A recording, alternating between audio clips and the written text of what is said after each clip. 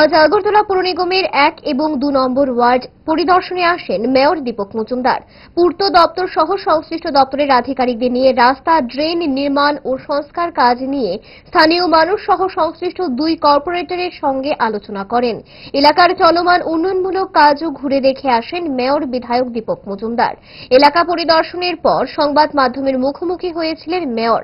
এলাকার উন্নয়ন প্রসঙ্গে কথা বলতে গিয়ে কি জানিয়েছেন মেয়র দেখুন।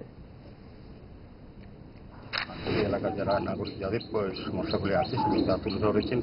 আমরাও বিভিন্ন জায়গা পরিদর্শন করেছি। এটা আমি বলবো যে এটা প্রয়োজনীয়তা আছে, কিছু রাস্তা মেনটেন্স করা অত্যন্ত প্রয়োজন বর্ষার আগেই। তো আমরা চেষ্টা করবো আমাদের সীমিত আর্থিক মতন যতটা করা যায়।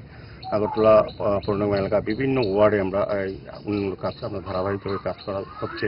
তো এই 2জন কর্পোরেটর খুব ভালো কাজ করেন, প্রতিনিয়তই আমার সঙ্গে যোগাযোগ রক্ষা করেন এবং খুব চাপও দেন। তারা খুব ভালো লাগে যে তারা এই 2জন মহিলা এই এলাকার সার্বিক উন্নয়নের জন্য, মানুষের সমস্যা সমাধানের জন্য বা কি কি করা উচিত সে বিষয়ে প্রায় দিনই আলোচনা রাখেন আমার সঙ্গে এবং কাউন্সিল মিটিংও ওরা আলোচনা তোলেন।